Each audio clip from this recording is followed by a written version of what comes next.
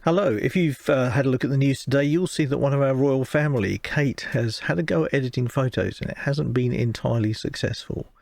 There's been a lot of flack about it, the conspiracy theorists are out, and the photo agencies have pulled the photo from circulation. So let's see why.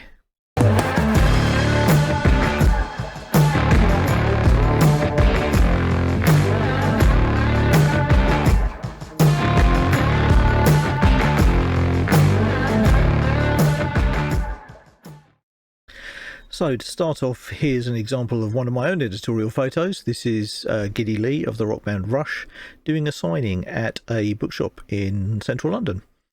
Now, I would love to be able to remove the creases in the very cheap looking background to make the photo look a bit more polished, but I can't because I'm an editorial photographer and that kind of thing isn't allowed because it would misrepresent what people who were actually there were actually seeing. So that kind of thing isn't allowed, not as an editorial photographer anyway. For my personal amusement, I might edit that out, but definitely not something I would submit to the agency. Now, I photograph for an agency called Camera Press, who you will know of if you've seen my photos on Instagram. But the clearest instructions for editorial photography, I think, come from Shutterstock, and you can see them on their website. I'll stick the link down in the comments below.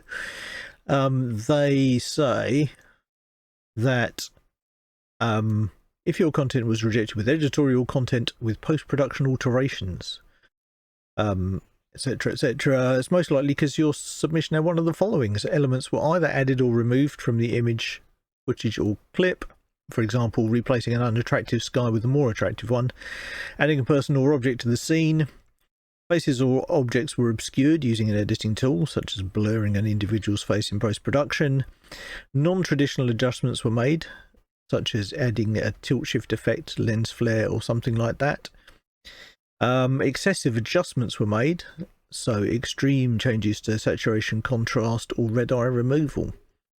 Or the last one, which is the most important one here, is the submission was a composite or collage.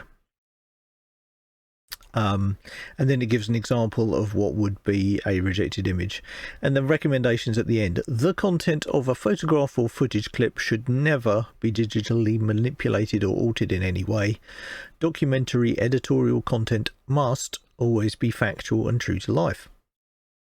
Keep post-production adjustments minor and subtle. Only traditional adjustments such as cropping, dodging and burning, color and tone adjustments should be made. I think that's pretty clear. It gives a good run through of what you can and can't do as an editorial photographer. So yeah, and the photo that Kate submitted is clearly been manipulated, so would be booted by an agency if it was submitted by your average everyday Joe off the street, let alone a member of the royal family. And when it was pointed out that the image was manipulated, that's exactly what happened. So entirely consistent within the rules of editorial photography, it can't be distributed as being factually correct when it's obviously been manipulated in some way. Now, that's not to say I'm against editing photos at all. I think it can be a lot of fun and can enhance the image if it's done in the right way. So here's a little messing about thing I did with the band Ghost, you might be familiar with, and I thought they'd be much more impressive if they had Justin Bieber with them. Let's take a quick look at the photo that's caused all the fuss and probably the biggest issue with it. Here's the photo. Looks generally decent, so far so good, but then when you zoom in on Charlotte's sleeve, you will see that you've got this floating in mid-air piece just there, where there's been some, looks like there's been some layering, possibly some masking going on between two or more different images, and it's not tidy. So and that sticks out. That just tells you the whole thing has been altered in some way and composited, which means no, as an editorial photographer, you can't do that. Now, looking at Facebook, the reaction I was seeing was, yeah, is it a big deal? And aren't all photos edited? Yes, they are. Your camera, whether it's in a phone or DSLR, has a lot of software running behind the scenes that will change things like color saturation and clarity and a variety of other features.